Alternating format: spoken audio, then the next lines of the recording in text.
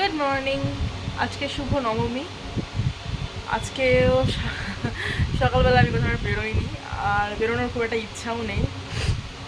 হঠাৎ করে ঠান্ডা লেগে গেছে, গলাটা ব্যথা ব্যথা করছে। আইসক্রিম খাইনি, তারপরও কেন ঠান্ডা লেগেছে জানি না। যাই হোক, তো আজ তো নবমী। আজকে তো সবার বাড়িতে ভালো ভালো রান্না হয়, ভালো ভালো খাবার হয়। আমার বাড়িতেও হবে টুকটাক, বিকজ সপ্তমী অষ্টমী সবাই নিরামিষ খায়, আর নবমীর দিন একটু মাছ মাংস সবার বাড়িতেই হয়।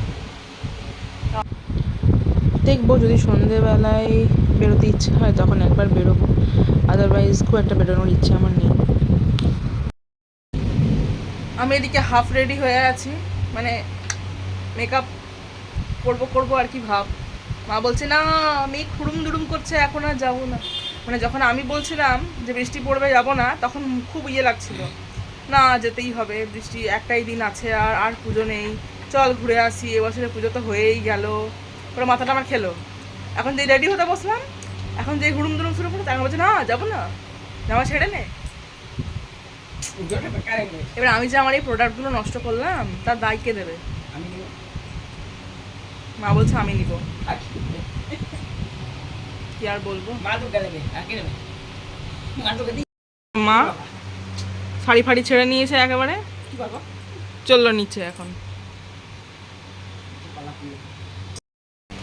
তো অবশেষে আমি হয়েছি রেডি। মা সেই বললো যে হ্যাঁ রেডি হো চল ঘুরে আসি। তো সেই জন্য রেডি হয়ে গেছি, একটা 3 পিস সেট করেছি, আর এখন বেরোবো। দেখি এখন বাজছে 9:45, 9:30 10টার মধ্যে বাড়ি চলে আসবো। যাই হোক, আমি মতো রেডি।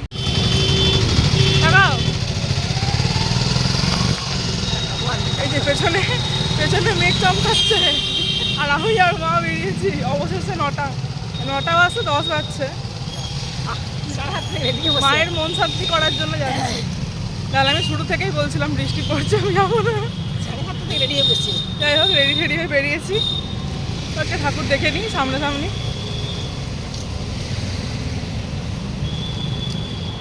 এই শাড়িটা আমি অষ্টমীতে পরেছিলাম, মা পরেছে।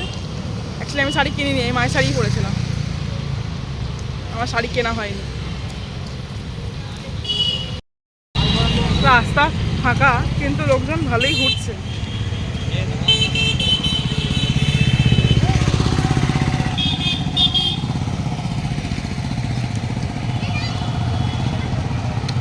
আমরা এদিকে যাব ট্রাফিক কলোনি, বাট এখানে একটা বাজারের ঠাকুর হয়, সেটা একবার দেখে নিই।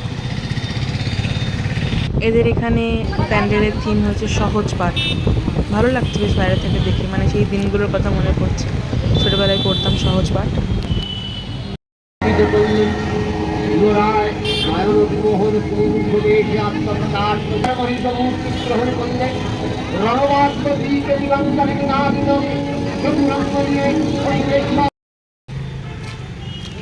এখানে এটা কালী মন্দির, এখানে কালী পুজো হয়।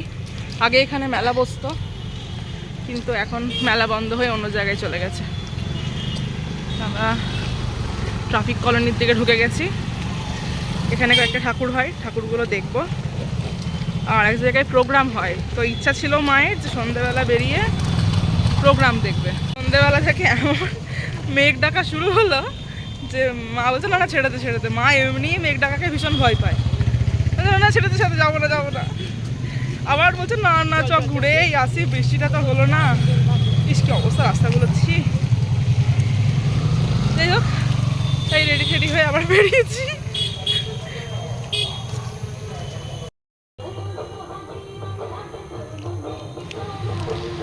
ওই যে ওই থলিতে মায়ের হাতে ছাতা, মানে ছাতা নিয়ে বেরোবো, কিন্তু তাও বেরোবো। আমার মায়ের হচ্ছে এটা, মানে একদম লাস্ট ডেট চলে এসছে, আর পুজো নেই, পুজো অলমোস্ট শেষ, তাই বেরোতেই হবে।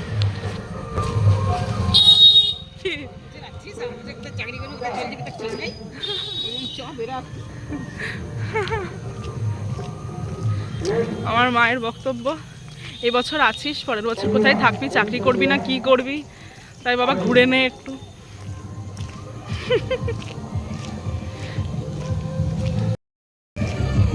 এই যে প্যান্ডেল,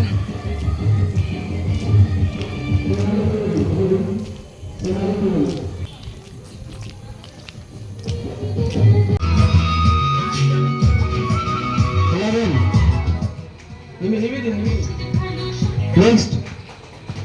Next, please.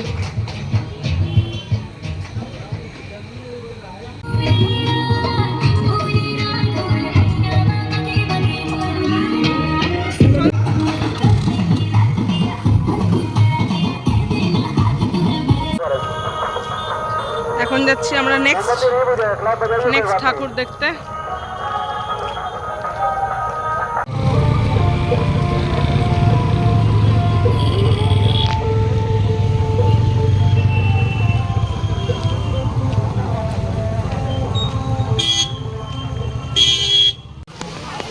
ব্যাস, হঠাৎ করে আবার বৃষ্টি স্টার্ট হয়ে গেছে, আর কিছু করার নেই, ছাতা নিয়ে চলে এসেছি।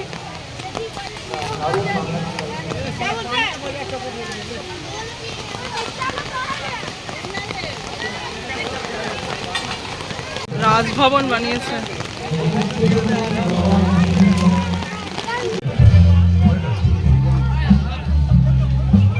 এ বাবা, পুরো ফেটে জল পড়ছে। দাঁড়াও দাঁড়াও মা, দাঁড়াও, ছাতাটা খুলতে হবে। এখানে প্রত্যেক বছরই প্রোগ্রাম হয়, কেউ না কেউ আসে গান গাওয়ার জন্য। আর মা ওই জন্য এখানে আসতে ভীষণ ভালোবাসে, মানে একটু বসে বসে গান শুনবো, এটা মায়ের খুব ভালো লাগে।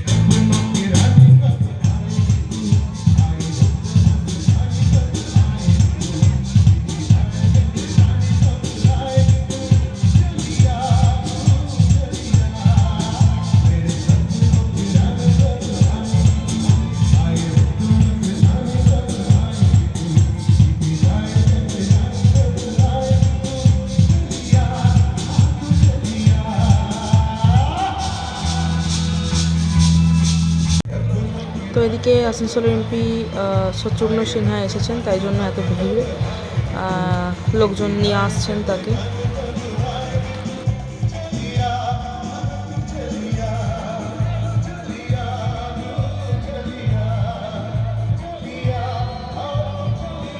দিদি গেছিল ঘুরতে, এসে জয়েন করেছে। মা খাচ্ছে এদিকে পাপড়ি চাট, আমি আর দিদিও খাচ্ছিলাম, খাওয়া হয়ে গেছে।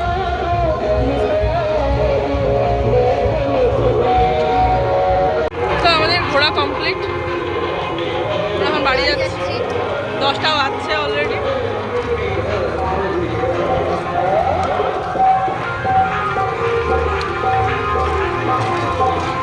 এই দাঁড়া, এখানে দু চারটা ছবি তুলবো। তো ছবি টবি তোলা শেষ, আর পুজোও শেষ অলমোস্ট।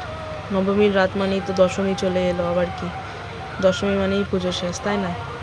যাই হোক, বাড়ি ফিরছি, রাত হয়ে গেছে। সামনে মা আর দিদি যাচ্ছে, আর আমি পেছনে যাচ্ছি।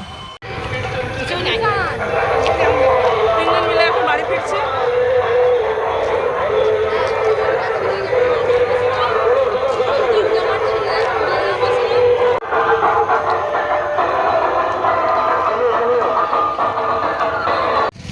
পুজোটা না আসলে আসছেই ভালো, এসে গেলেই যেন 2 দিন 3 দিন মানে হট করে কেটে যায়, মানে কিভাবে যে কেটে যায় ভগবানই জানে সেটা। আবার 1 বছরের অপেক্ষা, একটা বছর ওয়েট করতে হবে পুজোর জন্য। পরের বছর পুজোয় কে কোথায় থাকবো কেউই জানে না। তো যাই হোক, অপেক্ষা করতে হবে। অপেক্ষা করাটাই তো আমাদের জীবনের, মানে কি বলবো, কিছু বলার নেই। যাই হোক, বাই বাই, বাড়ির সামনে চলে এসেছি অলরেডি। Good night.